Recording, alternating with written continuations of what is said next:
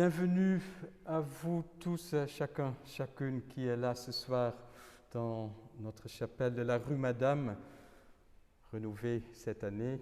C'est le dernier culte de cette année 2020. On va faire sans masque pour la suite, vous m'entendiez mieux.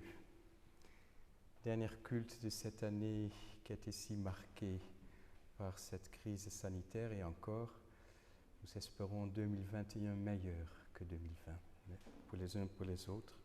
C'est aussi un culte 2 jours après Noël. Nous chanterons encore des cantiques de Noël et resterons dans la contemplation de cet enfant. Aujourd'hui, c'est le dimanche où nous méditons le texte, la présentation de Jésus au temple. Voilà, quand Marie et Joseph ont amené Jésus au temple pour le présenter à Dieu. Je vous invite à un instant de silence pour nous préparer pour vivre ce culte et dans l'accueil de la parole, de la présence de Dieu. Gardons un moment de silence, d'intériorité, de préparation de notre cœur.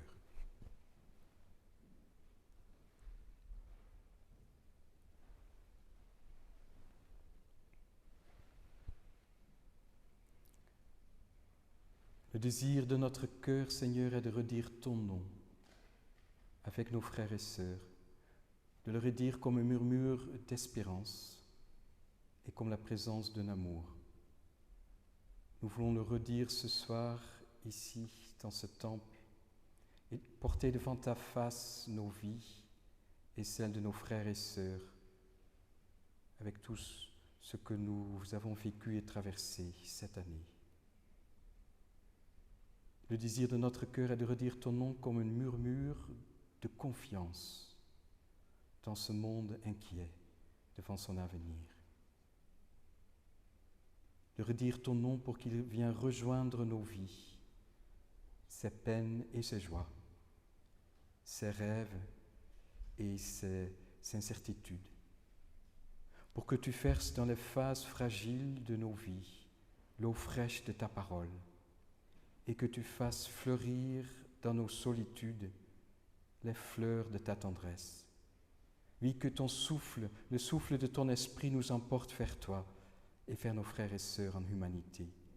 Oui, que la grâce de Dieu, l'amour de Jésus-Christ et la communion du Saint-Esprit soient avec nous tous. Amen.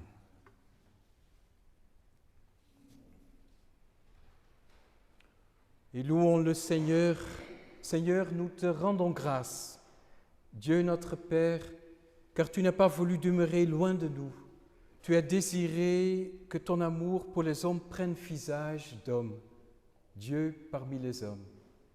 C'est pourquoi tu as envoyé celui qui de tout temps devait être notre Sauveur, Jésus ton Fils, notre Seigneur. Par lui sont révélées ta parole et ta vie. Par lui est exprimé ton amour pour chacun de nos vies et pour ton monde. Lui qui était vraiment homme et vraiment Dieu, il nous a appris ton nom. Tu as voulu qu'il soit notre frère, manifestant ainsi que tu es notre Père. Oui, la création entière, animée par ton esprit, exulte et te chante dans la joie. Et je vous invite à vous lever pour que nous chantons le cantique inversé.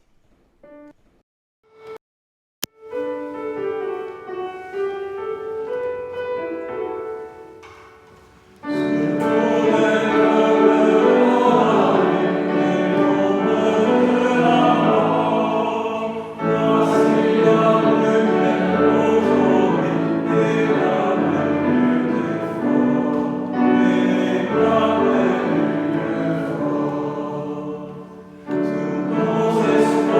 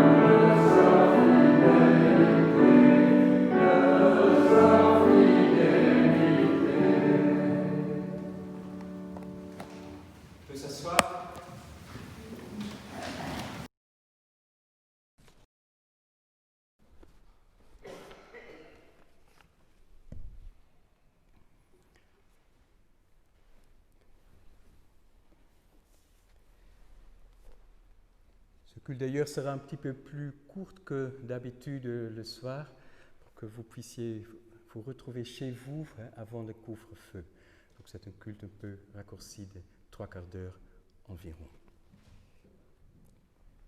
Et je vous invite à un instant de louange, de contemplation devant l'enfant de Bethléem. Texte. Toi, l'enfant de Bethléem, au milieu de nos étonnements, tu prends corps. Corps de tendresse, corps de promesse, corps où chante la présence de l'autre. Toi, l'enfant de Bethléem, au milieu de nos déchirements, toi tu es corps. Corps solide, mais aussi corps de solitude et de fragilité, corps qui dit toute notre humanité dans cet enfant. Toi, l'enfant de Bethléem, au milieu de nos rencontres, quand nous sommes ensemble, tu deviens corps au milieu de nous. Corps de pardon, corps de liberté, corps où s'annoncent des retrouvailles de demain. Toi, l'enfant de Bethléem, qui fait fleurir la terre, ta présence est aussi dans le corps qui est l'Église. Viens habiter nos corps et nos cœurs. Donne-nous de faire corps avec toi, désormais, pour que le monde voie ton visage. Donne-nous de faire corps avec toi, désormais.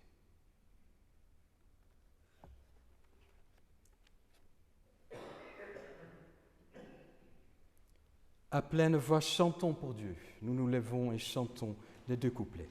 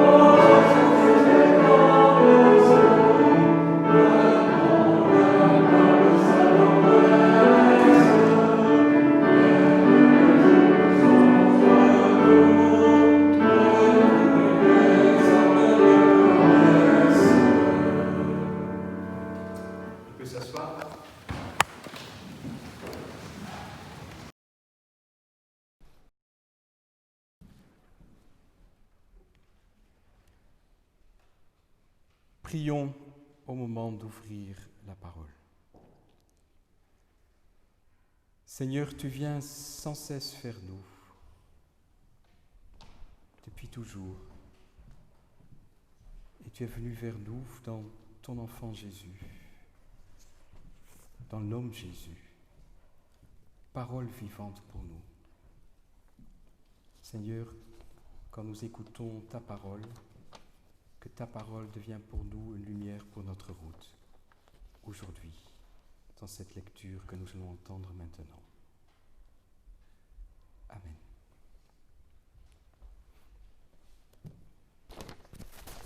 Donc c'est l'évangile du jour, la présentation de Jésus, enfant, au temple de Jérusalem.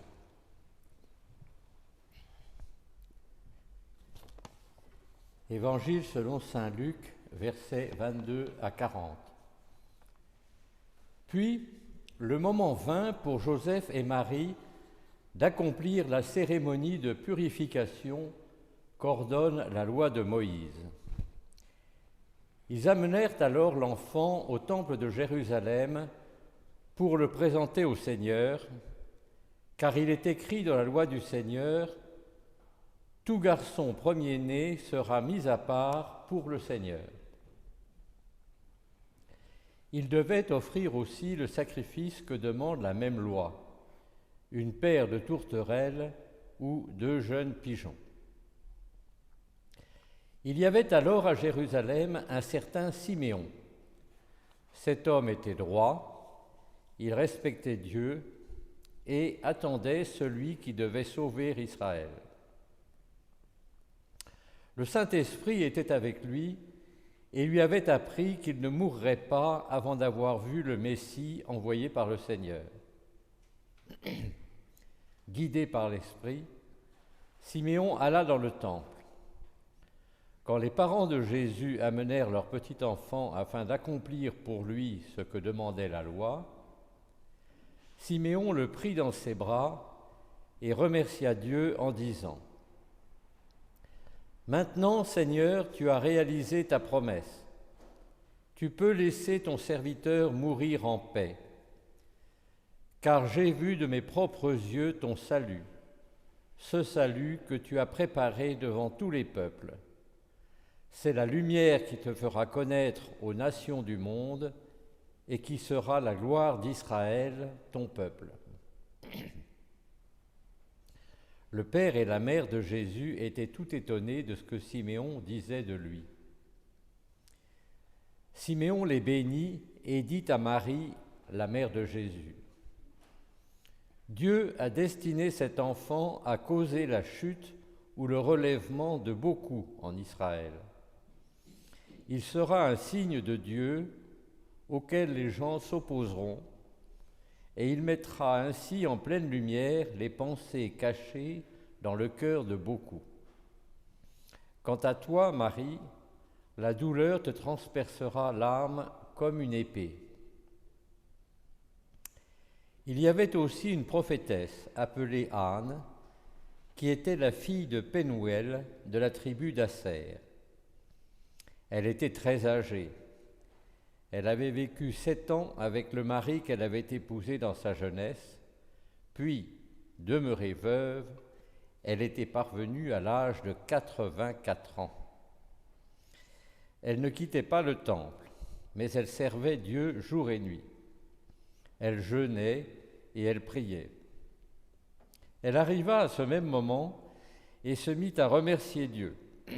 Et elle parla de l'enfant à tous ceux qui attendaient que Dieu délivre Jérusalem. Quand les parents de Jésus eurent achevé de faire tout ce que demandait la loi du Seigneur, ils retournèrent avec lui en Galilée, dans leur ville de Nazareth. L'enfant grandissait et se fortifiait. Il était rempli de sagesse à la faveur de Dieu, et la faveur de Dieu reposait sur lui. Seigneur, ta parole est vérité, sanctifie-nous par ta vérité.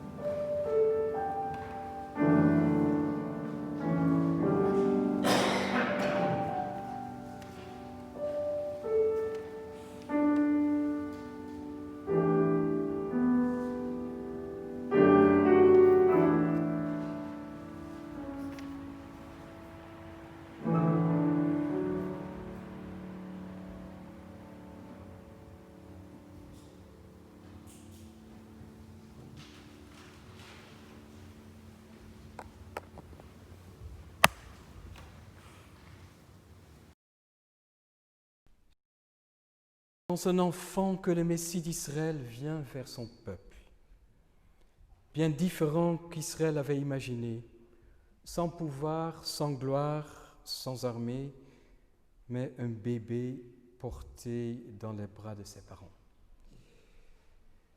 Oui, Marie et Joseph viennent à Jérusalem pour présenter l'enfant, leur premier-né, selon la prescription de la loi de Moïse, dans le livre de Lévitique, pour offrir leur premier-né, pas seulement le présenter, mais l'offrir au Seigneur. Et pour exprimer symboliquement cette offrande de l'enfant, on devrait offrir en sacrifice un couple de tourterelles ou de 2 petites colombes. En tout cas, c'était l'offrande des pauvres, des familles modestes. Nous voilà, après que le Messie était né un peu en marge d'Israël, dans un étable, dans un petit village, nous voilà tout d'un coup au cœur d'Israël, là où bat son cœur dans le temple, le cœur de sa foi, de son alliance avec l'Éternel, de sa vie religieuse.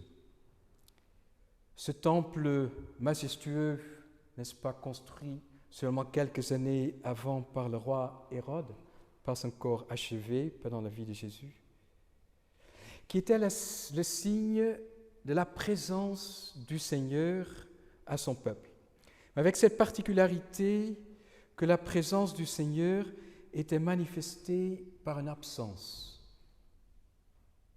Parce que seulement en Israël, dans le lieu où il devait avoir des statues pour rendre son Dieu présent, il n'y avait pas de statue dans le Saint des Saints.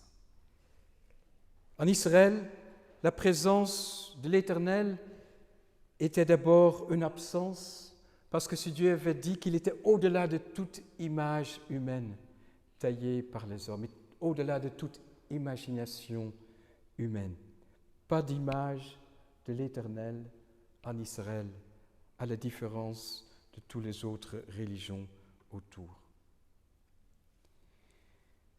Voilà le temple avec la loi de Moïse comme les 2 grands piliers de la religion juive, les 2 institutions autour desquelles la religion juive était organisée. Mais ce n'est pas oublier ce qui vivait dans le cœur de beaucoup de Juifs. Loin de ces institutions, un peu partout en Israël, il y avait des hommes et femmes qui portaient dans leur cœur cette flamme d'une attente, d'une espérance, bien sûr l'espérance messianique, qu'un jour un nouveau roi, comme David ou oui plus grand que David, venait manifester la présence et la puissance de Dieu unique et créer ce monde selon les promesses des prophètes, un monde de justice et de paix. Et cette flamme était encore bien vivante dans le cœur de beaucoup, comme ce Simeon, ce vieillard dans le temple, qui n'est pas prêtre, mais il vient souvent prier. Il vit de cette attente du Messie. Comme Anne, cette veuve qui est là aussi dans le temple si souvent pour jeûner, pour prier. Dans ces 2 personnes, on voit en quelque sorte cette vieille attente depuis des siècles vivante dans 2 êtres vivants, qui est toute la foi et l'espérance d'Israël, qu'on voit en Anne et Simeon, qui les représentent. Ça veut dire aussi qu'au cœur de ces institutions, parfois où le pouvoir était très présent, le pouvoir des prêtres, le pouvoir politique, il y avait cette flamme vivante d'une attente dans le cœur de beaucoup d'hommes et de femmes qui venaient prier dans le temple. Et un petit reste dont on parle le prophète, qui va accueillir ce petit reste, accueillir le Messie d'Israël. Mais ce sera par une vision que Dieu va donner à Simeon, vous l'avez entendu. C'est bien l'Esprit Saint qui inspire dans son cœur, qui doit se rapprocher de ce jeune couple qui vient comme d'autres, ils étaient nombreux dans cette grande cour du temple, à s'approcher d'eux, et Dieu lui donne à voir que cet enfant sera pas seulement le Messie d'Israël, mais aussi la gloire d'Israël pour les autres nations, Il sera une lumière pour les nations, en reprenant les paroles du prophète Isaïe qui avait annoncé que le Messie d'Israël sera aussi la lumière des nations. En même temps, pour Israël, il y avait là comme une sorte de surprise et de déplacement, une vision nouvelle. Le Messie d'Israël ne sera pas d'abord le Messie d'Israël qui va chasser les ennemis d'Israël, d'abord les Romains, en Palestine. Il sera un Messie sans ennemis, sans nationalisme, Messie différent. Oui, c'est vraiment différent parce que la deuxième partie de la prophétie de Simeon va plus loin encore. Vous l'avez entendu, il parle de ce rejet dont sera le Messie d'Israël dans son propre peuple, l'objet. Son chemin du Messie passera étonnamment, ne sera pas seulement un chemin de lumière pour les nations, mais aussi un chemin de souffrance. Et d'abord, il sera un obstacle pour beaucoup en Israël. Il révélera ce qui est dans le cœur de beaucoup. Et déjà, Simeon d'annoncer avec une image, une épée qui traversera son cœur à Marie, toute la souffrance qui sera celle de Marie au pied de la croix quand elle va son Jésus mourir sur la croix. Simeon fait allusion déjà dans ce texte, cet enfant, à ce qui sera le vrai destin, le vrai offrande de cet enfant, de cet homme Jésus. Ils sont venus offrir Jésus devant Dieu dans le temple, mais toute la vie de cet homme sera offrande à l'Éternel. Toute sa vie. C'est lui qui cherchera en toutes choses la volonté de Dieu, le royaume et sa justice. L'offrande dans le temple de cet enfant préfigure celui qui va donner sa vie sur la croix pour tous les hommes. Cet homme qui fera de toute sa vie une offrande, pas seulement pour Dieu, mais il se donnera aux hommes. On touche peut-être là ce qui sera le secret de la vie de Jésus. Il fera de toute sa vie une offrande en disant « Me voici Seigneur pour faire ta volonté ». Jusqu'au bout, avec sa parole du psaume « Me voici Seigneur pour faire ta volonté ». Il se donnera aux hommes. À tout instant de sa vie, il accueille l'homme, il va vers l'homme, il se donnera à Dieu. Et sur la croix, il fera cette offrande de toute sa vie pour le salut des hommes, pour chacun de nous. Le grand théologien Dietrich Bonhoeffer dira que là, nous touchons à l'essentiel de cette vie de Jésus, au secret de sa vie, que toute sa vie est une vie donnée aux hommes et à Dieu en même temps, en le tenant ensemble dans un même amour, l'humanité et Dieu, le royaume de Dieu et les hommes. Il vivra pour l'homme, mais sans aucun rejet de Dieu. Il vivra pour Dieu sans aucun mépris de l'homme. Il les tient ensemble dans un même amour, Dieu et l'homme. Et c'est à cela qu'il nous invite aussi. C'est dans cette offrande, ce don de sa vie aux hommes et à Dieu qu'il tient Dieu et l'homme ensemble dans une même alliance, une nouvelle alliance. Tenir les hommes, l'humanité, tout homme, ensemble avec notre foi en Dieu et chercher l'homme à travers Dieu, la route vers Dieu à travers l'homme, c'est cela la nouvelle alliance, dans celui qui sera pleinement homme, pleinement Dieu à la fois. Désormais, la route vers Dieu passera aussi à travers l'homme. La rencontre avec Dieu sera à travers la rencontre avec l'homme. C'est ce que Jésus va vivre. Et déjà cela s'est en quelque sorte annoncé dans ce temple qui était pour Israël le lieu de la rencontre. Mais désormais, le nouveau temple, le lieu de la rencontre avec Dieu sera justement Jésus. Jésus sera le nouveau temple où nous pouvons voir, adorer Dieu, le rencontrer. Il a dit lui-même, un jour il détruirait le temple pour le reconstruire le troisième jour, le nouveau temple, dans sa résurrection, le troisième jour. Le Christ ressuscité sera le nouveau temple où Dieu se rend présent à nous. Donc cet enfant présenté dans le temple annonce déjà cette nouvelle présence de Dieu aux hommes. Et Jésus va le vivre concrètement, justement loin du temple. C'est une des choses étonnantes dans sa vie que Jésus sera toujours et d'abord dans le village. Il fait quelques voyages au temple pour les grandes fêtes, mais il est toujours au milieu des hommes. Il vivra la vie des hommes pleinement et on oublie souvent ces 30 années que Jésus a vécues comme un charpentier dans un simple village. 30 ans de vie quotidienne avec des hommes et femmes autour de lui en partageant leurs peines et leurs soucis. Et ensuite, il prêchera la bonne nouvelle, mais au milieu des villages de Galilée. C'est là qu'il va inaugurer le monde messianique. C'est là qu'il y a rencontre avec Dieu à nouveau au milieu des hommes. Ceux qui souffrent, ceux qui sont isolés, qui sont en marge de cette société palestinienne, en guérissant les malades, en accueillant les prostituées, les femmes, les enfants. Il rend Dieu présent là. Et dans ce Messie-là, beaucoup de Juifs n'ont pas su reconnaître leur Messie.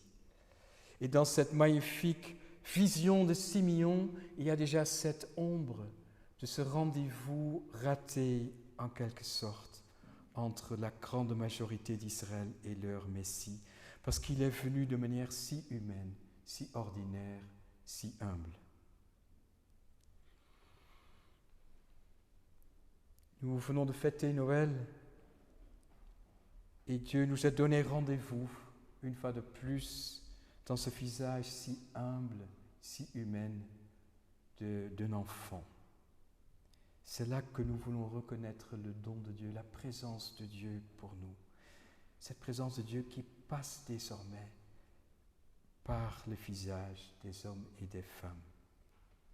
Il est présent dans cet homme Jésus, mais à travers cet homme Jésus, il se rend présent dans chaque frère et sœur que Dieu met sur notre route. Parce que chacun de nous est désormais le temple sacré de sa présence. Pour le christianisme, ce n'est pas les rites, les lieux, des prescriptions de loi qui sont sacrées, mais c'est bien pour nous l'homme, tout homme, tout enfant, toute personne qui est en quelque sorte sacré, habité par ce Dieu qui est venu habiter dans une nouvelle alliance l'humanité à travers son Fils. Saint Augustin, il a eu cette phrase à méditer et je termine ma méditation avec cela. Saint Augustin écrit « Si tu ne sais pas comment aimer Dieu, que tu ne vois pas. Si tu ne sais pas comment aimer Dieu, que nous ne voyons pas. Aime-le dans ton frère ou ta sœur que tu vois. C'est là où Dieu te donne rendez-vous, c'est là où il t'attend. C'est là où il devient visible pour toi. C'est là où tu peux aimer Dieu, celui que tu ne vois pas. Amen.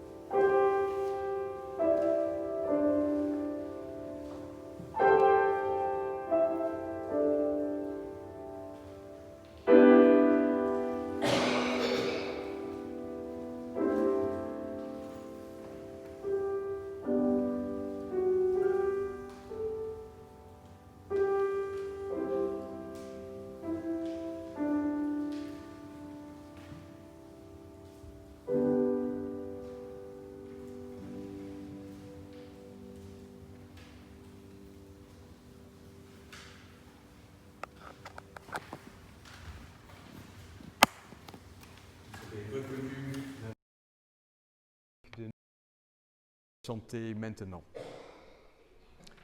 Levons-nous.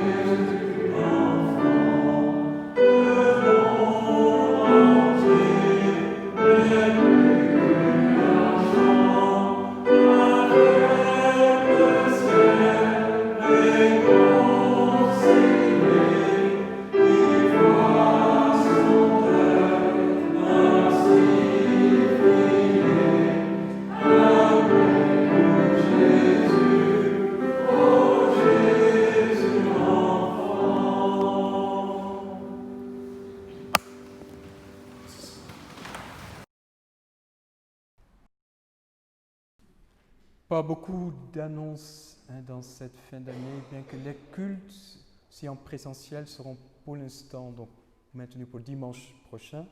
Donc le soir ici à 18h30 selon cette formule de 3/4 d'heure pour que vous puissiez rejoindre avec le couvre-feu vos maisons avant, et le matin à Pente-Monte à 10h30. Regardez régulièrement notre site pour voir ce qu'il en est dans les semaines à venir, bien sûr. C'est pour moi aussi le dernier culte parmi vous avant que je prenne ce temps de congé sabbatique qu'on m'a permis de prendre pour les 4 mois à venir. Voilà, je vous porte dans mon cœur et ma prière dans les différents lieux où je serai. D'abord un peu dans les Alpes, ensuite dans un monastère en Bretagne, pour un temps de retraite aussi aux Pays-Bas, et voilà, pour prendre un temps de ressourcement et de repos. Notre Église permet ça à ses pasteurs qui ont 25 ans de ministère, c'était mon cas, 15 ans aussi dans 2 grandes paroisses parisiennes, et j'ai senti ce besoin de ressourcement et de repos. Et voilà, merci de rester en lien de cœur les uns avec les autres tout au long de cette période, et nous aimerons retrouver dans de meilleurs temps ici avec un temple plein dans le mois de mai et pour les mois à venir. C'est le moment de l'offrande, sauf s'il y a d'autres nouvelles à donner. Je ne pense pas. Je regarde notre nouveau président de conseil. Pas d'autres nouvelles à se donner. C'est l'instant pour l'offrande pour la vie de l'Église. Merci de votre générosité. Merci de votre fidélité que nous avons ressentie aussi ces dernières semaines, ces derniers mois, au niveau financièrement, votre soutien. Nous espérons de venir jusqu'au bout de nos engagements et avec votre soutien, votre aide. Merci.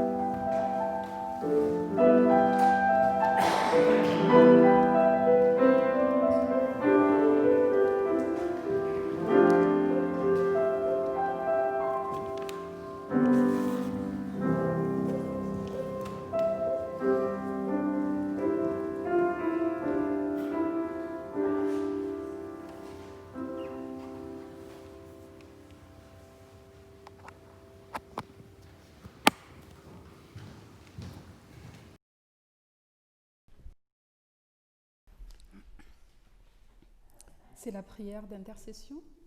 Oui. Je vous invite à la prière. Nous te remercions, Seigneur, notre Dieu, pour ta parole qui nous fait voir ton salut en Jésus-Christ, qu'elle enracine en nous pour nous donner la confiance, l'espérance et l'amour. Jésus-Christ, toi qui es lumière, guide-nous en ce temps trouble et plein d'incertitudes. Aide-nous à accepter ta présence en nous et par nous pour avoir l'apaisement. Et nous osons espérer que demain, que l'année 2021 sera meilleure. Que ton amour nous aide à prendre soin les uns des autres. Aussi, nous te prions pour ceux et celles qui sont dans la difficulté de la vie, seuls ou isolés. Nous te prions pour les malades, pour les soignants, pour les personnes endeuillées. Nous te prions pour celles et ceux que nous nommons dans notre cœur.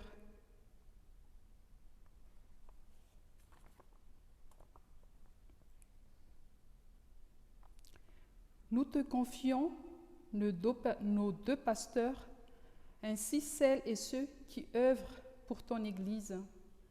Seigneur, apprends-nous aussi à vivre en harmonie avec notre environnement. Gloire à toi, Seigneur, et que ta grâce soit sur nous. C'est au nom de ton Fils Jésus-Christ que nous faisons cette prière. Amen.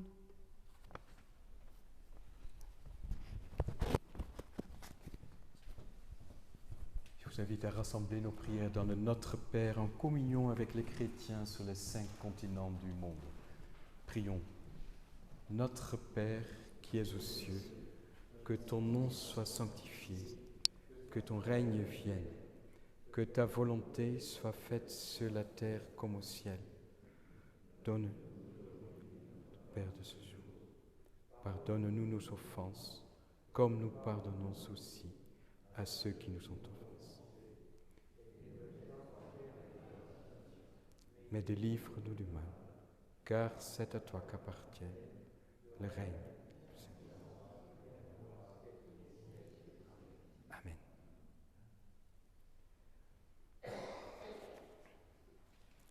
Recevons la bénédiction de Dieu. On peut se lever et cette parole d'exhortation. Le cœur humain, même le plus généreux, n'est pas inépuisable. Dieu seul est illimité. Pour retrouver un regard libre sur les événements, il faut fuir, se tenir tranquille, rassemblé devant le Maître de tout. Apprendre dans le repos du corps et de l'esprit la calme lenteur de toute germination nouvelle. Reçois la paix du Christ sur ta vie. Que l'Éternel fait rayonner l'habit de lumière dont il revêt chacun de nous, qui nous garde tous dans son amour. L'Éternel est avec nous. Que les anges de Dieu nous embrassent et nous donnent la bénédiction de Dieu, Père, Fils et Saint-Esprit, pour toujours et maintenant. Amen. Oh, quel éclat sur nos matins, j'entends cela, je vous souhaite aussi un meilleur 2021 les uns les autres et à venir dans l'année à venir. Il me revient en votre nom à quel point nous allons le porter, nous aussi, dans nos cœurs, dans nos prières, pendant ces 4 mois. Et puis, il me revient aussi le plaisir de vous annoncer que le Conseil presbytéral a procédé à la démarche prévue par l'Église d'évaluation du ministère d'Andreas, comme il est habituel dans l'Église tous les 6 ans pour un ministre de l'Évangile.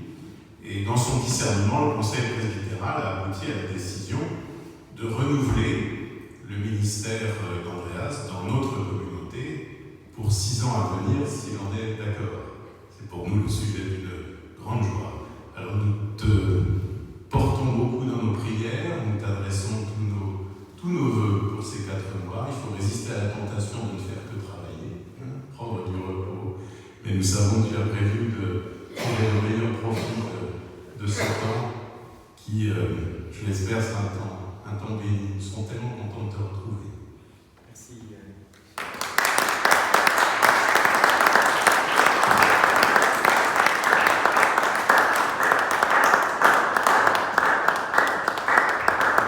C'est une joie et un privilège d'être pasteur et chrétien dans cette communauté, avec cette fraternité qui se vit par là. Chantons à la fin de notre culte, quel éclat sonore.